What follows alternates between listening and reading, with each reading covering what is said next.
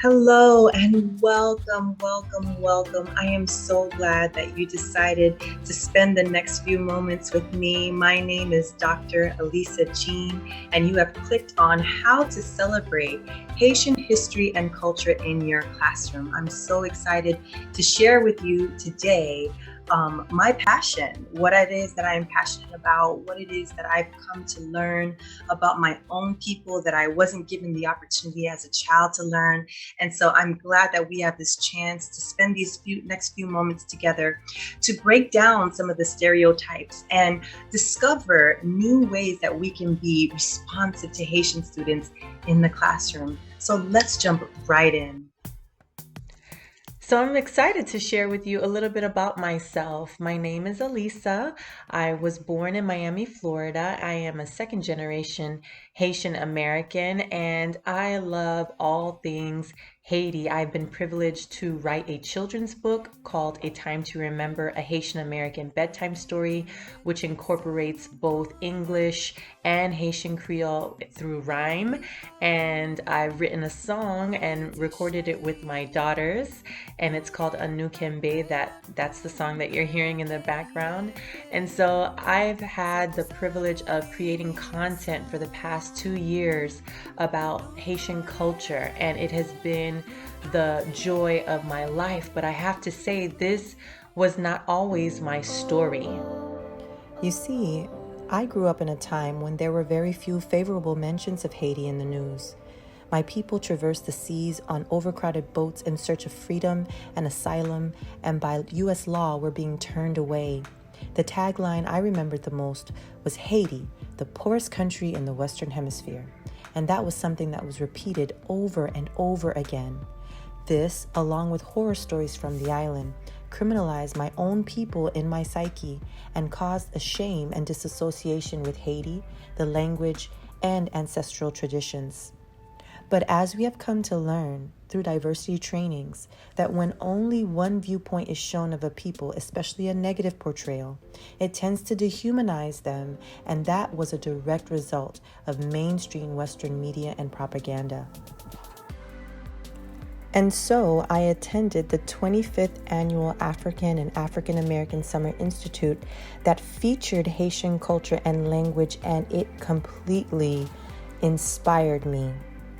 I began to self-evaluate and see how I had allowed the fears of my youth to hinder me from connecting to my people, to my cultural roots.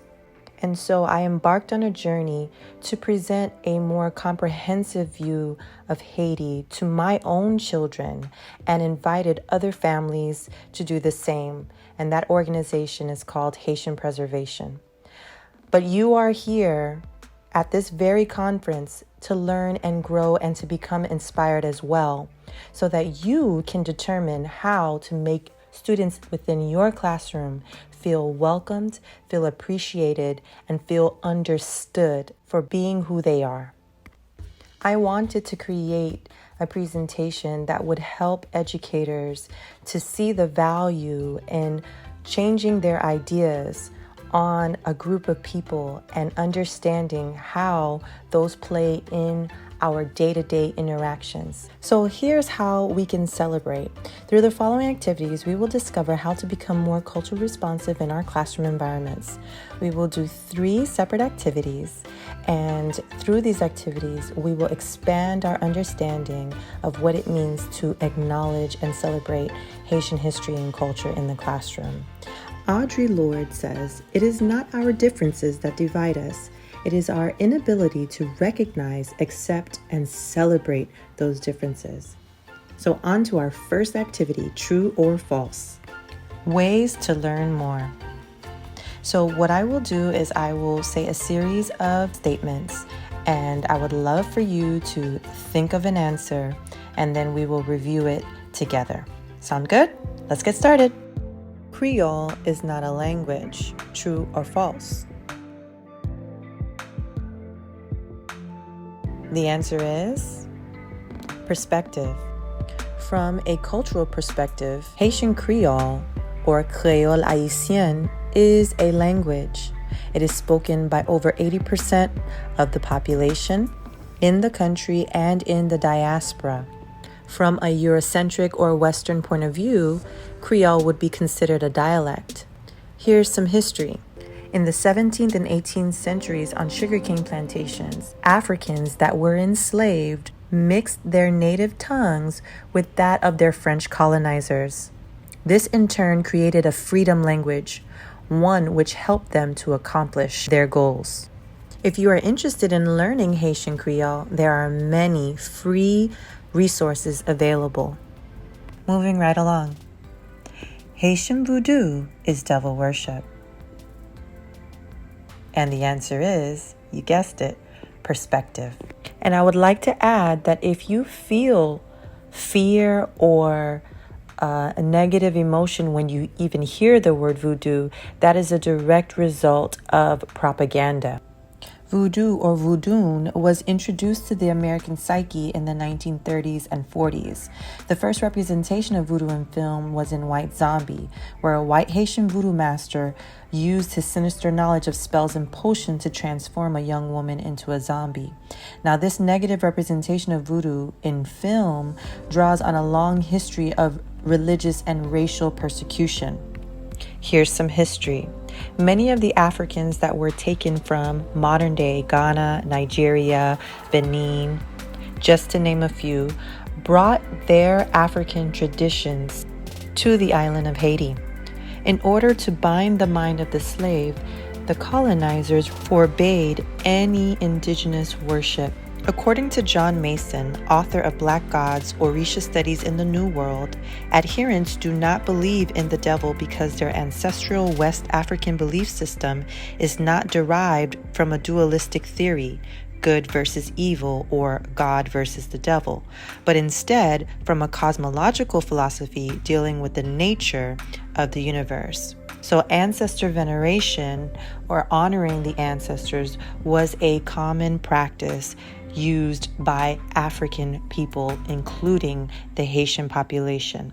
One very important event that happened in the beginning of the Haitian Revolution was the ceremony at Bois Caïman. This was a voodoo ritual that was done in an alligator swamp in order to call on the ancestors for help in their battle for freedom. If you would like to learn more about the Haitian Revolution, please check out our videos on Haitian preservation called Our Origin Story for more information. You all are doing fantastic. Let's move on to our last one. Haiti is the home of the 8th wonder of the world. True or false?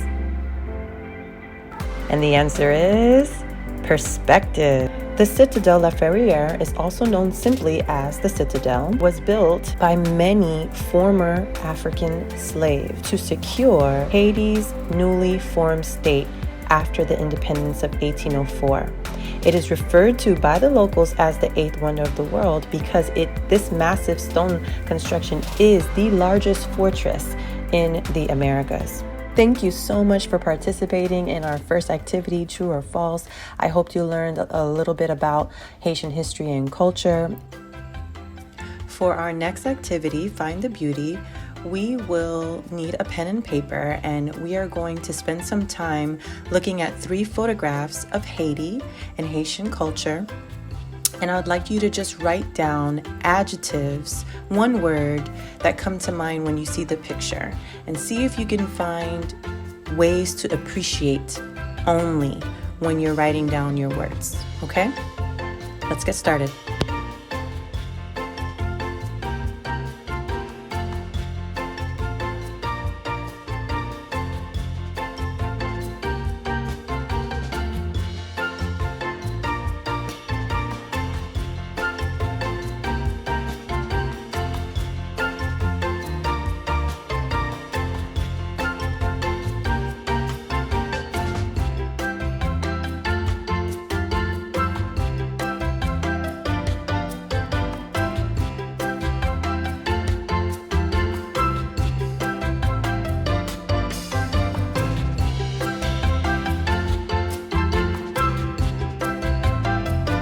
Great. So here are some of the words that I came up with when I saw these pictures.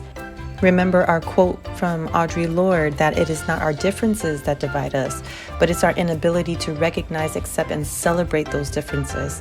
So by participating in this activity with me, you were able to exercise how to celebrate differences just by simply looking for ways to appreciate instead of ways to judge. Great job, guys. Let's move on to our last activity.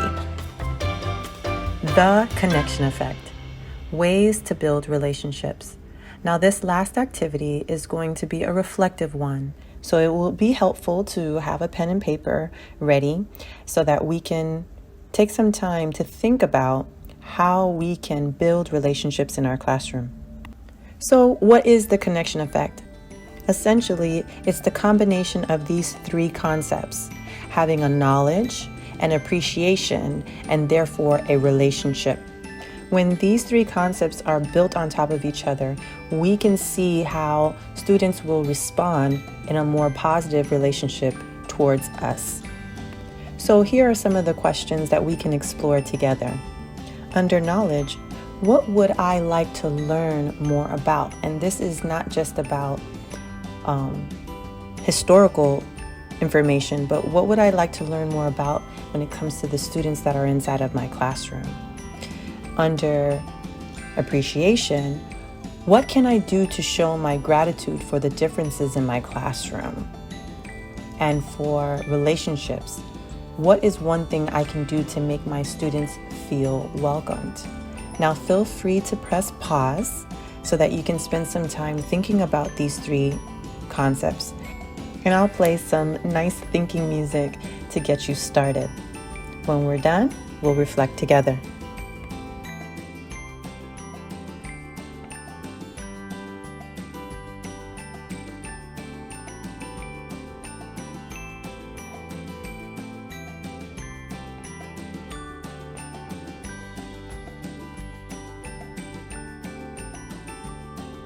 I hope this reflection activity was helpful to get you started brainstorming on ways that you can approach your classroom environment and your classroom culture for the new school year.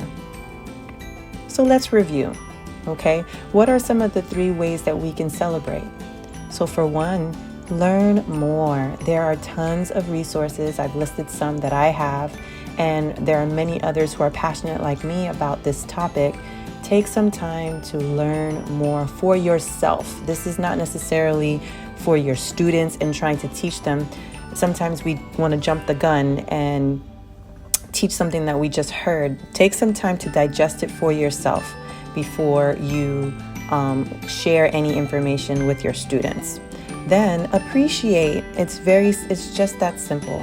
When we appreciate, we open up pathways and doorways that allow our students to feel welcomed, to feel connected, to feel like they belong. And then, of course, we need to know our students. There's no way for us to truly have a classroom that is culturally responsive without building authentic, healthy relationships. So right now, let's all say this quote together aloud, so that it can ignite in our mind the passion and the fire to celebrate the students that are within our classroom. It is time for Alyssa to teach young people early on that in diversity there is beauty and there is strength. We all should know that diversity makes for a rich tapestry, and we must understand that all the threads of that tapestry are equal in value, no matter their color. So again, I am incredibly grateful that you decided to click on this presentation. If you have any questions, you can find me at Haitian Preservation on IG, Facebook, YouTube, and also if you'd like to email me, please, and find out any of the sources that I've used. I will be more than gladly to share with you some of the resources that I've been able to create. So I'm wishing you all the best, and I hope that you were inspired to do something different, to do something bold, to do something incredible for your students by taking the time to celebrate Haitian students, Haitian culture in your classroom. Bye-bye.